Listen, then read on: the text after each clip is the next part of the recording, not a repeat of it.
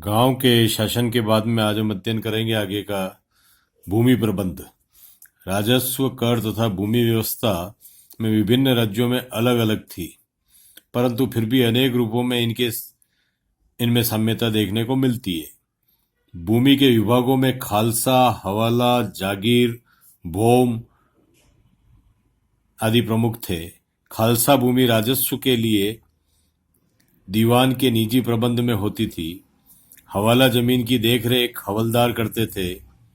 जागीर के भागों का सीधा संबंधी जागीरदार करता था और धर्मार्थ भूमि शासन भूमि होती थी, जिसकी उपज का भाग मंदिर, मठ, चारण, ब्राह्मण आदि को पुण्यार्थ दिया जाता था। भोग की भूमि भूमियों के लिए निश्चित थी, जो राज्य की कई प्रकार से सेवा करते थे। इस तरह भूमि का जो विभाजन है, वो भूमि के विभाजन का अलग अलग स्तर जो है वो हमें देखने को मिलता है, और अलग अलग स्तर के साथ ही उनके साथ में जो मैनेजमेंट है, वो मैनेजमेंट के नियम भी अलग अलग थे। भूमि की उपज के भाग को वसूल करने के अनेक ढंग प्रचलित थे।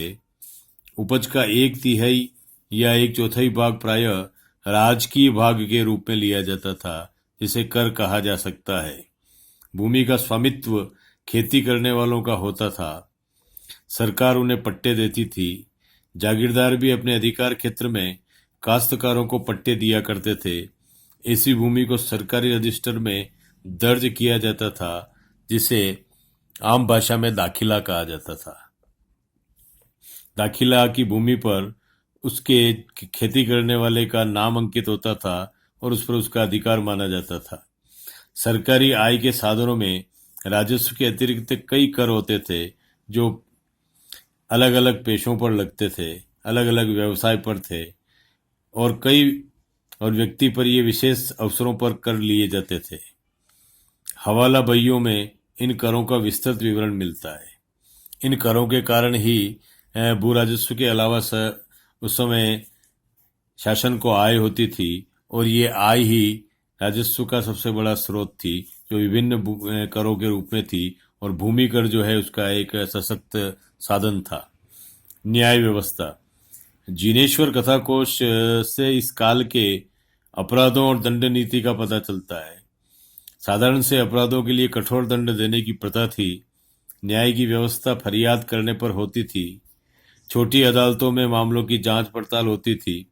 धर्माधिकारी न्याय का उच्च अधिकारी होता था। मुख्य न्यायाधीश के रूप में इस पद को स्वीकार किया जा सकता है, जिसका नाम धर्माधिकारी होता था। न्याय का अंतिम सोपान स्वयं शासक होता था।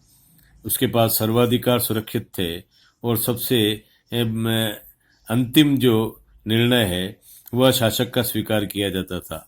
वह अपने ढंग से अपराधों का औचित्य तथा अनुचित्य देखता था और उसके बाद में अंतिम निर्णय देता था। यदि उसे न्याय संबंधी शंका होती थी तो वह उस विषयों के पंडितों, धर्मशास्त्रियों, जानकारों की सम्मति लेकर न्याय करता था। न्याय व्यवस्था के लिए विवेक तथा परिस्थिति का अध्ययन मुख्य रूप से प्रचलित थे। जहां लोकाचार और धर्मशास्त्र में विरोध उत्पन्न हो जाता था, ऐसी स्थिति में धर्मशास्त्र के निर्णय को ही माना जाता था और धर्मशास्त्र निर्णय को प्रभावित करता था।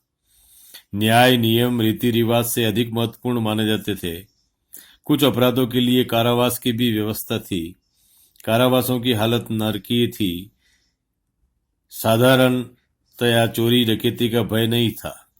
राज्यों को आतंक से बचाने के लिए कठोर दंड की व्यवस्था थी। कठोर दंड व्यवस्था का हेतु था जन कल्याण और अपराधों में कमी करना। कठोर दंड की व्यवस्था के कारण यह देखा गया कि उस समय अपराधों में काफी कमी थी। कठोर दंड व्यवस्था जन कल्याण का एक मुख्य साधन भी थी। दंड में अंग भंग करना, शुल्क लगाना, मुद्रा वसूली करना, जांच, यातना, कारावास, मृत्युदंड, देश निकाला आदि सम्मिलित थे।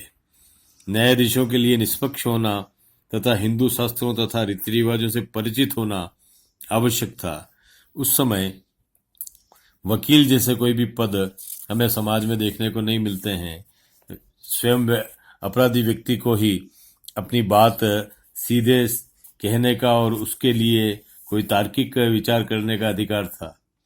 सैन्य संगठन के 3 उद्देश्य थे कि बाह्य आक्रमणों से रक्षा करना, आंतरिक सुरक्षा देना और राज्य विस्तार की महत्वाकांक्षा को पूर्ण करना। मध्य युग में हाथी, घोड़े, रथ, ऊंट आदि अनेक सैनिक संगठन के मुख्य अंग हुआ करते थे। चतुरंगिनी सेना जिसके नाम से पुकारा जाता है, और लड़ने के साधनों में धनुष, बाण, तलवार, बर्छा, भाला, ढाल, गदा आदि मुख्य थे। सामान्य सैनिकों को कोई वर्दी नहीं होती थी। सैनिक प्रतिष्ठा प्राप्त योद्धा तथा उच्च पदाधिकारी विशेष वेशभूषा पहनते थे तथा सहयोगियों के साथ हाथी या रथ पर बैठकर लड़ते थे। उस काल में सतत युद्ध की स्थिति बनी रहती थी, अतः प्रत्येक स्वस्थ व्यक्ति युद्ध में जाने को उद्यत रहता था। मुगलों के प्रभाव में आने के बाद में अस्त्र शस्त्रों का प्रयोग भी बदलने लगा। इनमें प्रमुख था बारूद का प्रयोग। बारूद के आविष्कार के बाद में हम देखते हैं कि बाबर के साथ में ही जो बारूद का प्रवेश युद्धों में हुआ है भारत में। बारूद इनमें प्रमुख थे बारूद, तोप, बंदूक, छोटी तलवारें, लोहे का टोप, अंगरक्षक आदि ये साधन के रूप में काम आने लगे। पैदल सेना की जगह घुड़सवार सेना का प्रयोग बढ़ गया। सेना का नेतृत्व राजा करता था, परंतु अलग अलग भाग की व्यवस्था तथा देखरेख अलग अलग अधिकार थे, जैसे कि हरावल, चंदावल और वाम पार्श्व, दक्षिण पार्श्व, इस तरह का जो विभाजन, और केंद्रीय सेना और रिजर्व फोर्स, इस तरह के जो अलग अलग विभाग हमें उस समय के मध्यकाल में सेना की स्थिति में देखने को मिलते हैं, जो कि थोड़े बहुत अंतर के साथ में, चाहे मुगलों की सेना हो, चाहे राजपूताना की सेना हो या अन्य प्रदेश की सेना हो, उसमें इस तरह के विभाग देखने को मिलते हैं। घोड़ों को दागने की प्रथा चल गई थी। दुर्गों में तोपें रक्षा के लिए लगानी होती थी। राजपूत सैन्य संगठन मुगलों के संगठन की तुलना में अनेक दृष्टियों से दुर्बल था। राजपूत सैनिक अधिक वीर, जोशीले एवं स्वामी भक्त हुआ करते थे, लेकिन प्रायः युद्ध में मुगल सेना के सामने टिक नहीं पाते थे। राजपूत सैन्य संगठन की कमजोरियों का विश्लेषण करते हुए कहा गया है कि आक्रमणों के अवसर पर राजस्थानी नरेश अपने सामंतों की कृपा पर निर्भर रहा करते थे। इनके सैनिक प्रधानतः अपने स्वामी के प्रति भक्ति रखते थे। ऐसी स्थिति में उनके नरेशों पर उनका सीधा प्रभाव या नियंत्रण नहीं था, और नरेशों के प्रति स्वामी भक्ति का अभाव देखने को मिलता है। ऐसी सेना पर उनका पूरा नियंत्रण न रहने के कारण न तो उनको ठीक से सैनिक शिक्षा मिल पाती थी और न ही उनके उचित ढंग के घोड़े और अस्त्र शस्त्र की अपेक्षा की जा सकती थी। अपने निजी अध्यक्ष के मरने पर या उनके लौटने पर ऐसे सभी सैनिक युद्ध स्थल से भाग जाते थे। समय पर वेतन न मिलने पर भी अनुशासनहीन होना उनके लिए स्वाभाविक था। वैसे तो मुगलों के अनुसार राजस्थानी नरेशों ने अपने अस्त्र शस्त्रों के प्रयोग में परिवर्तन कर लिया था, फिर भी उनके तोपची, तीरंदाज, बंदूकची इतने स्किल्ड नहीं होते थे, इतनी जानकारी उनको नहीं होती थी, इसलिए उन्हें निम्न कोटि का ही माना जाता था। इनके घुड़सवार कम होते थे, अतएव घुमाव पद्धति के युद्धों से वे मुगलों की तुलना में कमजोर पड़ते थे। राजपूत नरेशों ने नई सैनिक पद्धति के अनुसार अपनी सैनिक सुरक्षा की कुशलता बढ़ाई थी। राजपूत नरेश अपनी सीमा के विस्तार के लिए आपस में ही लड़ा झगड़ा करते थे और एक प्रतिस्पर्धा के कारण वे आपस में कमजोर हो जाया करते थे, जिससे इनकी आंतरिक शक्ति धीरे धीरे क्षीण होने लगी चली गई। और कालांतर में हम देखते हैं कि मुगलों के शासन के बाद में ब्रिटिश शासन का स्थापित हो जाना, और इसका प्रमाण है कि इनकी आपसी प्रतिस्पर्धा ने राजपूतों की शक्ति को कमजोर कर दिया, और ब्रिटिश शक्ति के सामने हमें तो ये प्रभावहीन से लगते हैं।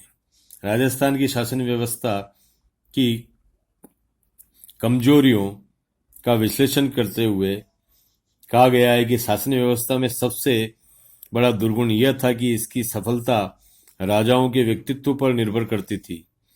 जब तक सुयोग्य शासक राज्यों में रह रहे, वहां तक उनका शासन, गतिविधियां और साम्राज्य ठीक ढंग से चलता रहा। परंतु जब निर्बल शासकों का शासन का बार आया, तब शासन सूत्र में ढिलाई आने लगी और अव्यवस्था फैलने लगी। इस शासन में नौकरशाही के लिए निश्चित नियम न होने से उसके उचित हितों की रक्षा नहीं हो सकती थी। ऐसी स्थिति में मंत्रियों और विभागीय अधिकारियों को मनमानी करने का अच्छा अवसर मिल जाता था। कई पद पितृ परंपरागत चले जाते थे, जिससे शासन का स्तर गिरता चला जाता था तथा पक्षपात बढ़ने लगा था। इस तरह का प्रशासनिक स्तर पर जो एक कमजोरी हमें देखने को मिलती है, वो कमजोरी थी नौकरशाही की। और उस समय की नौकरशाही जागीरदारी कहलाती थी, जमींदारी कहलाती थी। उसके अधिकारी जागीरदार हुआ करते थे और जागीरदार अपने हित के लिए उनका शोषण, प्रजा का शोषण किया करते थे और उनके जो जागीरदारों के निर्णय पक्षपात पूर्ण हुआ करते थे।